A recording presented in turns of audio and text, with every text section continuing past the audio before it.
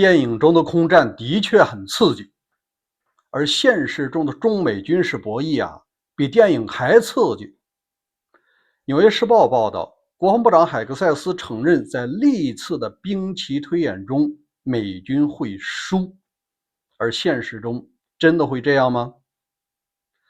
这两天，海峡两岸的军迷为了一件事陷入了尖锐的对立和争论。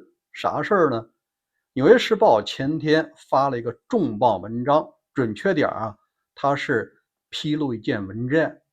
他提到，国防部长承认，在历次的兵棋推演中，中方强大的导弹实力能够击沉他最先进的福特号航母。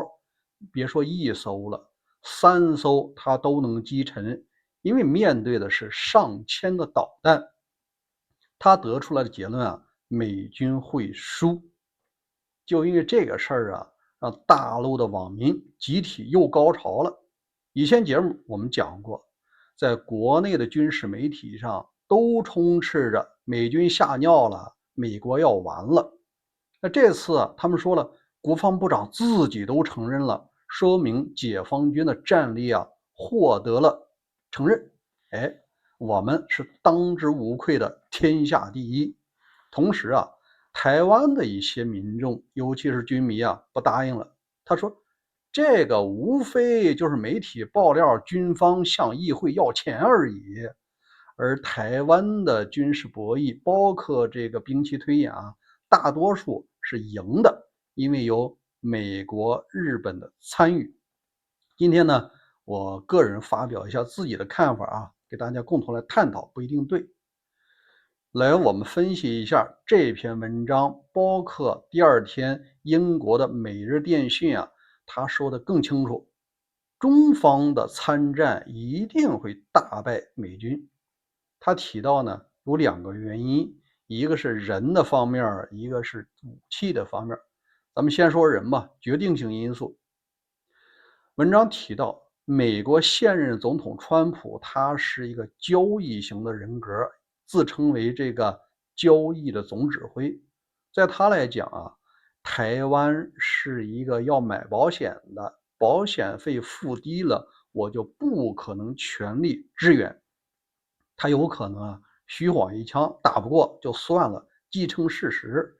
接下来你可以多买点大豆只要我美国股市不跌，他也能够接受这个结果。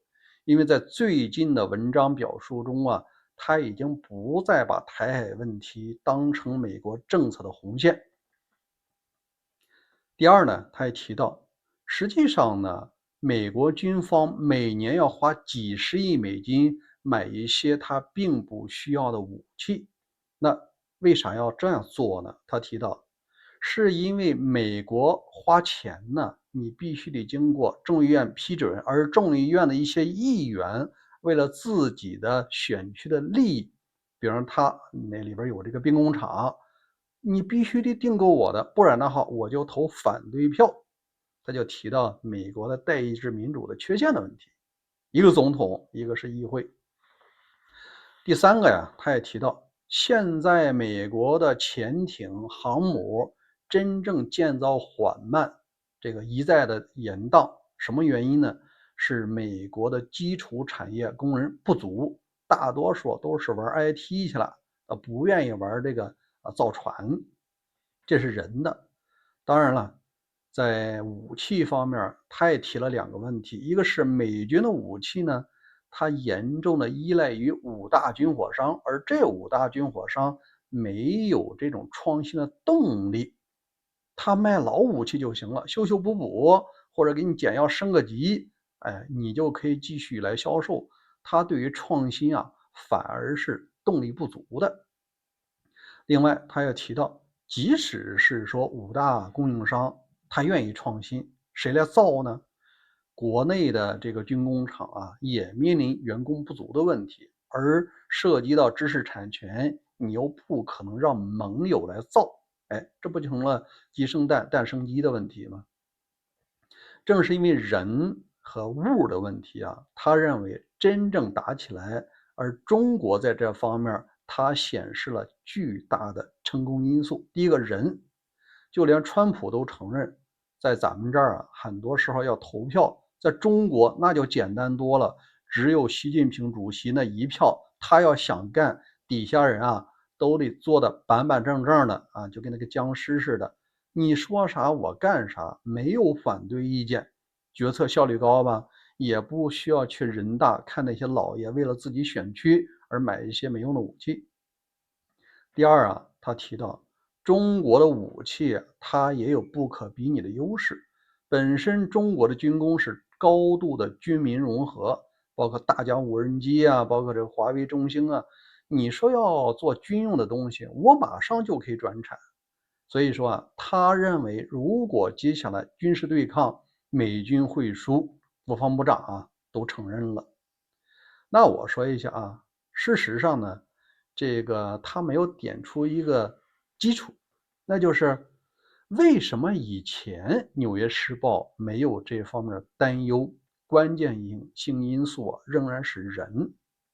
在这儿呢，我给大家举个例子：96年导弹危机的时候哈，也就是台海的第3次危机，当时啊，有很多的前线解放军说，咱们就着演习，干脆呀，把这台湾拿下来。在战争实力上，我们有信心，也有能力。甚至有一些前线的将士飞到北京，要面见当时的军委主席江泽民，说你只要点头，我们肯定拿下。如果说失败的话，我们甘愿接受军法从事，或者说叫提头来见。他们是奔着必死的决心要把台湾收复了的。但当时啊，江泽民出于长远考虑，他会怎么想呢？在军事实力上，也许你能够短平快把这个台湾收复了。那然后呢？你怎么维持占领？再就是当时的美国总统啊，克林顿那家伙是民主党总统，他叫价值观外交，与台湾关系法是美国的红线。你踏了个红线，我就用全美的军力来对付你。那势必你占领了也要吐出来。那在中国老百姓眼里，你这就失败了。所以江泽民他算得很清楚，他输不起这个大仗，干脆啊演习一下，意思一下就行了，不可能真打。但那时候如果他碰上川普执政，也许江泽民啊早就这么干了。因为一个总统的政策决定法律的弹性。第二件事呢，我们来聊一下美军的硬实力。它不光是台海的第7舰队这一方面啊，它还有其他战区呢。说简单一点，美军使3分力，那是必败无疑。美军如果使全力，那中共是必败无疑。至少说美方的轰炸机啊，也可以做定点清除吧，它不需要打全面战争啊。美军轰炸伊朗的核设施，不就出动了隐形轰炸机 B2 吗？你不认为 B2 同样也可以出现在北京上空呢？以中共现在的雷达识别能力，能发现 B2 吗？我表示画一个问号。当然了，更重要的，美军的实力还体现在软的方面，一个是电子战，还有就是情报。事实上，美军的情报能力那在世界上也是1等1的。还是给大家举一个现实的例子，美国官方宣布，在上个月，他们在印度洋上做了一件让中共非常没面子的事儿，包括现在也没出来抗议和发声。那就是他们发现呀，中国向伊朗出口导弹零配件，然后呢，他们通过技术和内线知道了什么时候装船，什么时候你出发。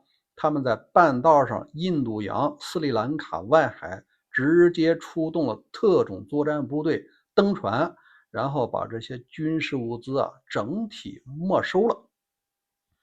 因为特种部队在缴获的时候，同时补给船来了，你走私这些东西，这不就是明目张胆的协助伊朗吗？你既然协助伊朗，那就是与美国为敌。对不起了，我就把你这些东西收了。你看这件事儿呢，是前天美方对外公布的，也点了中国的名字。目前看，中国只能吃个哑巴亏。为什么呀？因为你真玩起来呀，你会发现咱这里边有内奸呀，有叛徒啊。因为你这船啥时候装，行军路线这个东西啊，它是绝对的高度机密。这就说明中共的系统内部，它都有反叛的力量，或者说他不愿意看到中共干这件事儿，无论是个人的价值观，还是为了一些私利，总之他就把情报出卖了。你以为在台海作战的时候，这些所谓的内部人士就不再销售情报吗？肯定的。事实上，很多解放军内部的人啊，也不愿意打仗，因为打起来啊，他们确实是有生命危险。在这举个例子，当时啊，这个导弹危机期间，中共就发现我们打的这个导弹啊是空包弹，为什么让对方知道的呢？而真正知道这个军事机密的人啊是极少的。后来查出来了，是中共的这个情报部的副部长基胜德泄露的，而且他的亲属就在美国。所以江泽民讲，咱们的情报部长到底是中国的还是美国的？后来呢，说是判了死刑，最后改了这个无期。据说现在人家已经出来了，说明什么问题啊？中共的高层不愿意打台海的也是大有人在的。总而言之，我们总结一下，无论海克塞斯如何来宣传他的兵棋推演，大概率呢也是希望国会多拨点银子，仅此而已。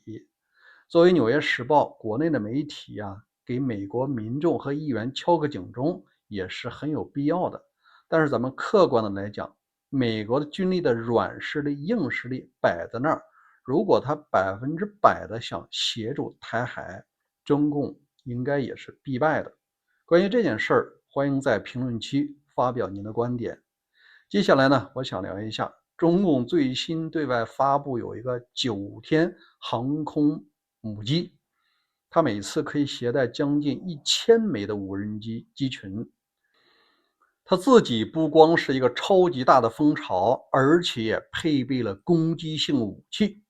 它的真实战斗力如何？如果您感兴趣，请关注大卫军情局，然后欢迎您打开小铃铛，第一时间咱们再会。